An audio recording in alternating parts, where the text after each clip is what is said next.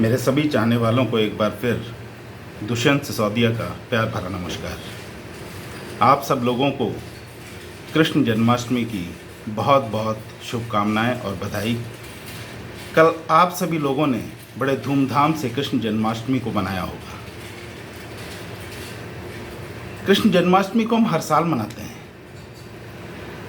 लेकिन क्या कभी हमने ये सोचा कि श्री कृष्ण की जो शिक्षाएं हमें मिली हैं उनको कभी अपने जीवन में उतारने की कोशिश की? कभी हमने गीता को पढ़ के देखा कि हम उससे क्या लाभ पा सकते हैं और अपने जीवन को किस तरह से सुखमय बना सकते हैं? यदि देखा जाए तो गीता ही एक ऐसा ग्रंथ है जिसमें हमारे जीवन से जुड़े हुए सारे प्रश्नों के उत्तर आपको मिलेंगे। जीवन में कहीं भी किसी भी तरह की कोई कठिनाई जब भी आपके सामने आए, उसका उत्तर गीता में निहित है। श्री वेद व्यास हजारों साल पूर्व जो ग्रंथ हमारे लिए लिख गए, यदि हम उस ग्रंथ को पढ़ें तो अपने जीवन को समझने में हमें बहुत आसानी होगी और अपने जीवन को जीने में आनंद आएगा। मेरे आज की रचना का विषय भी जिंदगी ही है। ये जीवन, ये जिंदगी।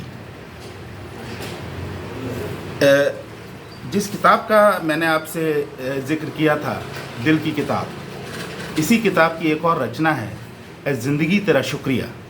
आज वो रचना आप लोगों के सामने प्रस्तुत कर रहा हूँ। ध्यान से सुनिएगा। इस रचना की हर पंक्ति में आपको अपने जीवन से जुड़ी कोई ना कोई सीख अवश्य मिलेगी। ए ज़िंदगी तेरा शुक्रिया। आज मेरे ख्वाब में ज़िंदगी आई, मेरे दिल पर दस्तक दी, मुझे नींद से उठाया और बोली, क्यों इतने उदास हो? मैंने कहा, कुछ खो गया है मेरा, उसी को तलाश कर रहा हूं, लेकिन मिलता नहीं कहीं। बहुत तलाश की, लेकिन मिल नहीं रहा, इसीलिए इतना उदास बैठा हूं। जिंदगी बोली, मैं तुम्हारी कुछ मदद करूं तलाश करने में? उसने पहले मुझसे पूछा, पहले ये बताओ तुम्हारा खोया क्या है? मैंने कहा, ये भी तो पता नहीं कि आखिर खोया क्या है, लेकिन कुछ खोया अवश्य है जिसे मैं तलाश कर रहा हूं, लेकिन ज्ञात नहीं हो पा रहा कि खोया क्या है। जिंदगी बोली, मेरे पास है तुम्हारी उदासी का इलाज। जो खो गया उसे तलाश क्यों करना? जिंदगी बोली, जो खो गया उसे तलाश क्यों करना? उसके लिए इतनी बेताबी क्यों? क्योंकि जो खो गया वो तो तुम्हारा था ही नहीं, जिसका था उसके पास चला गया। अब उसके लिए इतनी बेताबी क्यों दिखा रहे हो? क्यों उसे इतना खोज रहे हो? जो कुछ तुम्हारे पास है उसे तो कम से कम संभाल के रखो, उसे सजाओ, संवारो, उसकी धूल उतारो। मेरे पास जो कुछ भी था, जिंदगी की आवाज को सुनकर मैंने उस सबको इकट्ठा किया, उसे सजाया, संवारा, उसकी धूल साफ की, बड़े करीने से उसे घर में सजाया।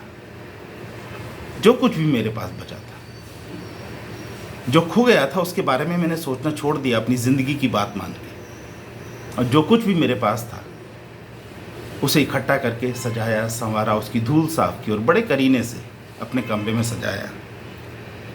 मैंने देखा धीरे धीरे मेरी उदासी मुस्कुराहट में बदलने लगी। मैंने सोचा, कितना कुछ है मेरे पास, क्योंकि अभी तक जो कुछ मेरे पास था, जो कुछ बचा था, वो सब बिखरा पड़ा था।